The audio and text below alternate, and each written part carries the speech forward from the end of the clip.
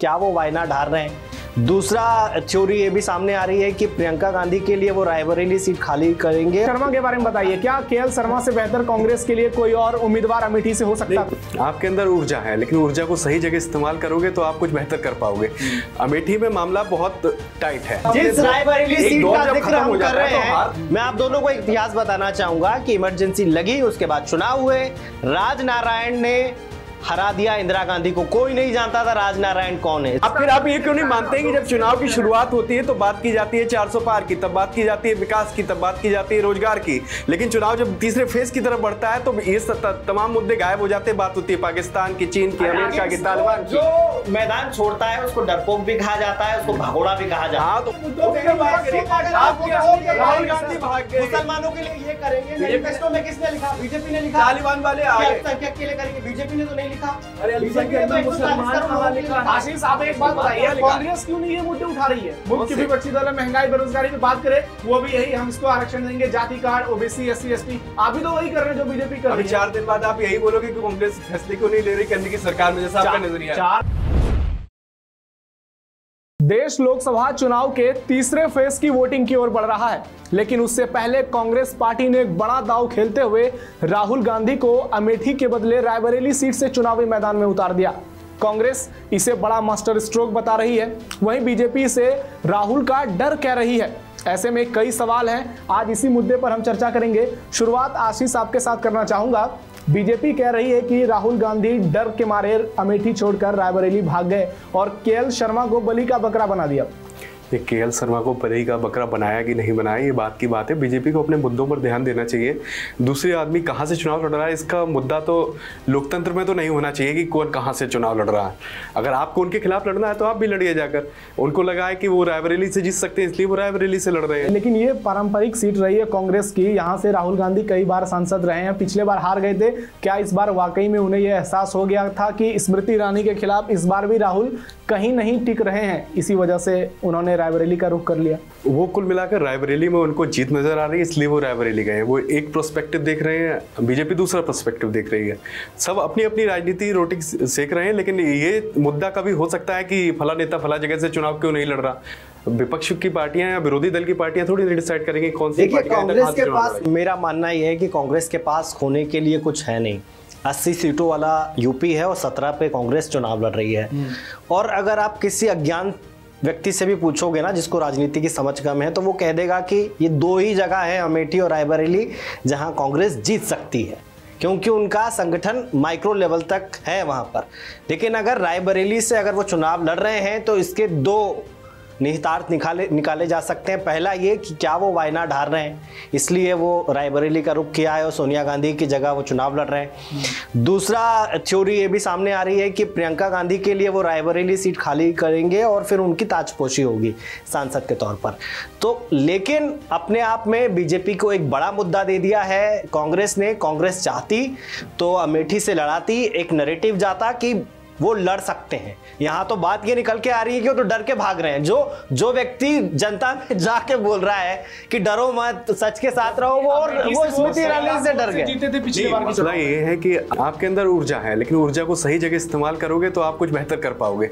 अमेठी में मामला बहुत टाइट है, ये हर कोई जानता है ना, वही डर है मेरे दोस्त। हर कोई, जिसको आप ऊर्जा कह रहे हैं वो डर है, हर कोई जानता है कि मामला अमेठी में बहुत ज्यादा टाइट है, इसलिए वो रायबरेली को उन्होंने रुक किया। अमेठी में आप पूरे साल भी अगर वो मत्था मारते तो भी जीत के आसपास भटकते या नहीं भटकते बात की बात है, लेकिन उनको लगता है कि नहीं भटक पाते, इसलिए उन्होंने रायबरेली के लिए इसको राजनीतिक दांव पेच भी कहते हैं। इसको राजनीतिक दांव, वहां टिकी रही। कौन कहता है स्मृति ईरानी पिछले 5 सालों तक वहां टिकी रही? घर भी बना लिया, घर अभी बनाया 4 महीने पहले, घर नहीं तो 4 महीने पहले घर बनाया है। वो लगातार दौरे करती रही थी, हर कार्यक्रम में शामिल होती थी। उससे पहले 10 साल, उससे पहले 3 बार लगातार वहां से सांसद राहुल गांधी थे। तो हारे क्यों फिर राहुल गांधी अमेठी से चुनाव? चुनाव में हार जीत चलती है, इंदिरा गांधी भी चुनाव आ रही है, अटल बिहारी वाजपेयी, बहुत बड़ी बात है। तो उसी बड़े नेता एक दौर जब खत्म हो जाता है तो हार। मैं आप दोनों को एक इतिहास बताना चाहूंगा कि इमरजेंसी लगी, उसके बाद चुनाव हुए, राजनारायण ने हरा दिया इंदिरा गांधी को। कोई नहीं जानता था राजनारायण कौन है। स्मृति ईरानी को लोग इसलिए जानते हैं क्योंकि वो टेलीविजन की एक्ट्रेस रही हैं। लोग उनको सप्ताह में 5 दिन देखते थे। वो फेमस फेस हैं बीजेपी का, वो दिल्ली के चांदनी चौक से भी चुनाव लड़ चुकी हैं, लेकिन वो हार गई थी। बड़ा सवाल, एक बड़ा सवाल आप ये क्यों नहीं पूछ रहे हो, अगर रायबरेली का रुख राहुल गांधी ने किया है तो राहुल गांधी के खिलाफ उन्हीं दिनेश प्रताप सिंह को फिर से क्यों मैदान में उतारा गया, जो पिछले चुनाव में सोनिया गांधी से हार गए थे, कई बार से हार रहे थे उनके। हाँ, उससे पहले अग्रवाल साहब हारे थे, तो आप हारे हुए प्रत्याशी को क्यों उतारे? भाई कोई बड़ा नेता क्यों नहीं उतारा? आपके पास मनोज पांडे थे, आपके पास और भी बड़े तमाम नेता थे, क्यों नहीं उतारा? क्योंकि होता क्या है, यहाँ बीजेपी सोच रही थी कि पहले ये अनाउंस कर दे अमेठी रायबरेली, बीजेपी थक गई। जैसे ही बीजेपी ने शाम को करा, अगली सुबह कांग्रेस की लिस्ट आ गई।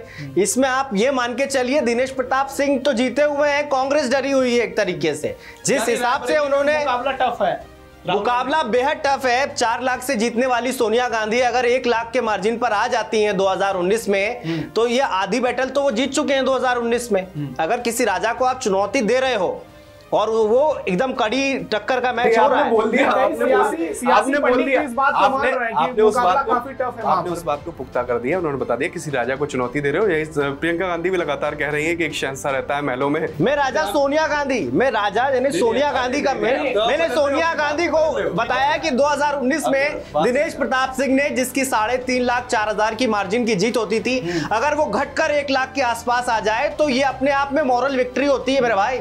इसी तरह इलेक्शन में मार्जिन घटना भी हार माना जाता है, इलेक्शन में मार्जिन घटना भी हार माना जाता है। एक तरीके से तय कर रखा है, अगर बीजेपी कोई भी कदम उठाती है तो बीजेपी की रणनीति है, और अगर कांग्रेस कुछ भी फैसला लेती है तो कांग्रेस का डर है।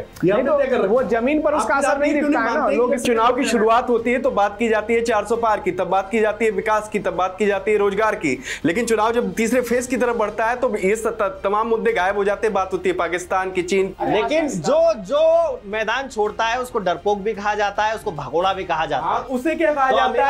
अमेठी से अगर वो भागे हैं, जनता के मुद्दों की जब बात हो रही हो, जब जनता के मुद्दों की बात हो रही है तो क्यों भागे?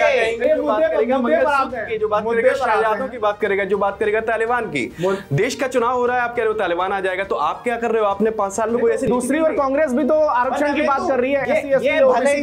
भले ही कांग्रेस की बात का समर्थन करे, लेकिन इसमें मैं किसी की बात का समर्थन नहीं कर रहा, मैं खाली पक्ष रख रहा हूं। नरेंद्र मोदी ने 2014 में चुनाव लड़ा सांसद का, वाराणसी से, वडोदरा से। उन्होंने पहले दिन बताया कि दोनों सीटों से चुनाव लड़ रहा हूं, लेकिन यहां धोखा किया है वायनाड की जनता के साथ। नरेंद्र मोदी के साथ राहुल गांधी ने 26 अप्रैल को वोटिंग हो गई, उसके बाद उन्होंने इस चीज को रिवील करा। वायनाड में राहुल गांधी के सामने इस बार चुनौती बड़ी थी। अनिल राजा सीपीआई की उनके सामने है और के सुरेंद्र सामने है। के सुरेंद्र भाई सबरीमाला मामले में जिन्होंने एक बड़े प्रदर्शन का नेतृत्व किया था, वो भी एक कद्दावर नेता है, और अनिल राजा भी बहुत बड़ी नेता है केरला के हिसाब से। तो वहां पर इस समय जो टाइट फाइट हो चुकी है, उसको देखते हुए राहुल गांधी ने रुक किया रायबरेली, क्योंकि अमेठी आते तो फंस जाते हैं। तो और अगर वो शुरुआत में, आप जो कह रहे हैं कि अगर शुरुआत में रणनीति नहीं अपनाते तो अमेठी में भी फंसते, वो वायनाड में भी फंसते। उन्होंने फोकस पूरी तरीके से साउथ पर कर रखा है, और असर उसका रायबरेली में भी देखने को मिल सकता है। खुद फंसा हुआ है, कांग्रेस पार्टी को मोदी के सामने कैसे जिताएगा मेरे भाई? ये रणनीति है, ये रणनीति है। हारने की रणनीति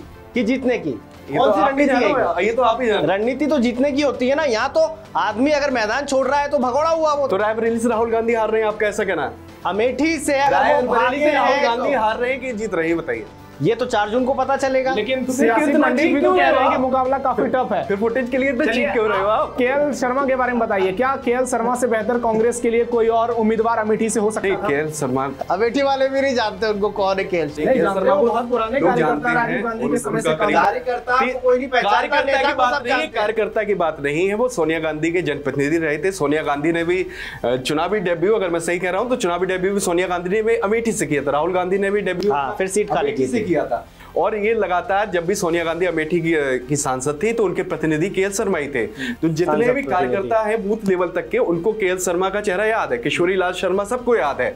अब बात यह है किशोरी लाल शर्मा जिनको जिम्मेदारी मिली है वो जनता के बीच अपनी बात पहुंचा पाते हैं कि नहीं पहुंचा पाते हैं, और जैसा नैरेटिव आप सेट करने में लगे, अगर यही नैरेटिव पहुंच गया तो किशोरी लाल शर्मा के लिए बहुत। एक और सवाल, वो जब उनसे पूछा गया कि आपको क्या लगता है जीत होगी कि नहीं, तो वो कहते हैं कि जनता डिसाइड करेगी। जो आदमी ये भी नहीं कह पा रहा है कि मैं जीतूंगा, उस पर कैसे भरोसा कर सकती है कांग्रेस पार्टी? तो उन्होंने कहा कि मैं चुनाव लड़ना नहीं चाहता हूँ कुछ दिनों पहले। नहीं था भाई, रिपोर्टर जाके बता रहे हैं कि सर आपका अनाउंस हो गया नाम, तो बोले मुझे तो पार्टी ने कम्युनिकेट ही नहीं किया है। पार्टी का आंतरिक मामला होगा। तो ये इतनी बड़ी पार्टी मजाक मजाक में चल रही है क्या? कांग्रेस पार्टी का इतिहास है, मल्लिकार्जुन खड़गे इतनी बार के सांसद हैं, विधायक, उनको ये नहीं पता है कि प्रत्याशी को बताना पड़ता है, बताना पड़ता है भैया क्या मजाक तो पूरा इलेक्शन बन बताना चुका पड़ता है। गांधी परिवार जो फैसले कर देती है उसी पे हो जाता है। मजाक नहीं, मजाक तो इस समय पूरा इलेक्शन बन चुका है। आप क्या बोल रहे हो? आप क्या बोल रहे हैं कि आपके मंगलसूत्र गायब हो जाएंगे? आप घर में 4 कमरे बनाओगे, सीएम योगी आदित्यनाथ कह रहे हैं उसके 2 कमरे कांग्रेस ले जाएगी, 2 खाने की आजादी देंगे। इससे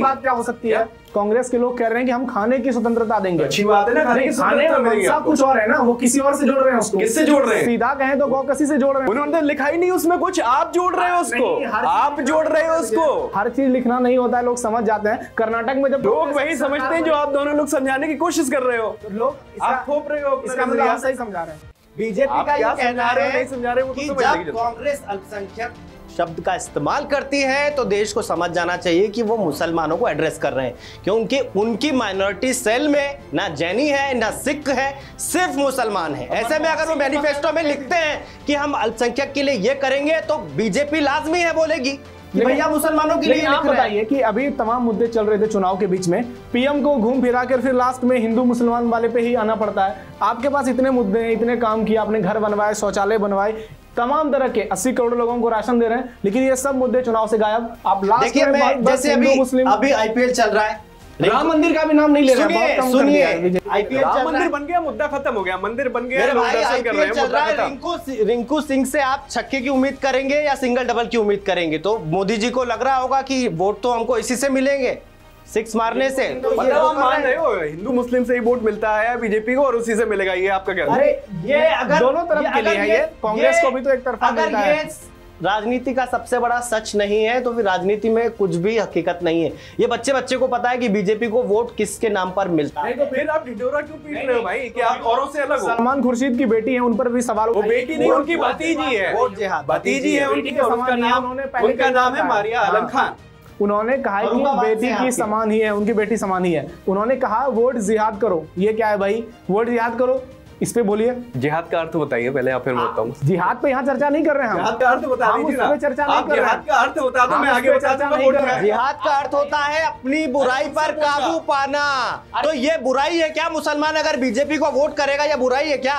मुसलमान जब सिलेंडर लेता है फ्री का, मुसलमान जब घर लेता है फ्री का, मुसलमान जब सारी योजनाओं का लाभ लेता है, उसके बदले में अगर बीजेपी वोट मांगती है, तो इसमें बुराई क्या है भाई? जिहाद का मतलब होता है अन्याय के खिलाफ आवाज उठाना। तो उन्होंने यही बोला है, कर रही है वहां पर उनका बाद में। नहीं, विरोधियों का कहने का मतलब कांग्रेस बीजेपी की विरोधी है। मेरा कोई ऐसा कुछ भी कहना नहीं है, आपका कहना होगा, आपका मानना होगा।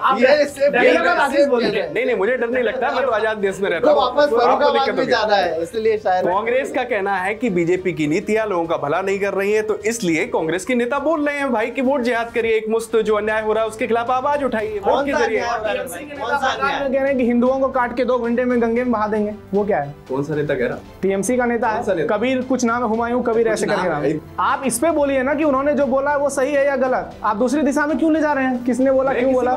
जिस बात पे बात हो रही है उस पे जवाब दीजिए। बात आप विकास की करी नहीं, आप तो आप कह रहे हैं कि मंगलसूत्र पे बीजेपी बात करती है, पीएम बात करते हैं, लेकिन हिंदुओं को काट देंगे, उस पे आपके मुंह से एक शब्द नहीं निकलता। क्यों चले गए? मेरा भी यही कहना है कि भाई उनके पक्ष की रणनीति है, आप इस पे इल्जाम मत लगाइए। आप अपने चुनाव पे फोकस करिए, आप जनता के मुद्दों पे फोकस करिए, उस पे बात करिए। आप कैसे देश का भला करोगे, उस पे बात करिए। आप लिखोगे राहुल गांधी भाग गए, मुसलमानों के लिए ये करेंगे, मैनिफेस्टो में किसने लिखा? बीजेपी ने लिखा। तालिबान वाले आ गए, अल्पसंख्यक के लिए करेंगे, बीजेपी ने तो नहीं लिखा। अरे बीजेपी ने तो 140 करोड़ लोगों के लिए लिखा। आप एक बात बताइए, कांग्रेस क्यों नहीं ये मुद्दे उठा रही है? मुख्य विपक्षी दल है, महंगाई बेरोजगारी पे बात करे, वो भी यही, हम इसको आरक्षण देंगे, जाति कार्ड, ओबीसी, SC ST। आप भी तो वही कर रहे हैं जो बीजेपी कर रही है। 4 दिन बाद आप यही बोलोगे कि कांग्रेस फैसले क्यों नहीं ले रही केंद्र की सरकार में, जैसा आपका नजरिया है। 4 दिन के बाद जो आएगा वो तो देखा जाएगा। नहीं, यही बोलोगे जिस तरीके से आपको माइंडसेट कर दिया गया है ना। तो अब देखना दिलचस्प होगा कि तीसरे फेज में जो 10 सीटों पर वोटिंग होनी है उसमें कौन सी पार्टी के खाते में कितनी सीटें जाती है। और सबसे बड़ा सवाल यही रहेगा 2 फेज की वोटिंग के बाद, क्या तीसरे फेज में वोटिंग प्रतिशत में गिरावट देखने को मिलेगी या फिर उसमें उछाल देखने को मिलेगी। तो फिलहाल इतना ही, आप जुड़े रहिए श्रेष्ठ यूपी के साथ। उत्तर प्रदेश की हर खबर से अपडेट रहने के लिए श्रेष्ठ यूपी को करें सब्सक्राइब, बेल आइकन दबाएं और देखते रहें श्रेष्ठ यूपी।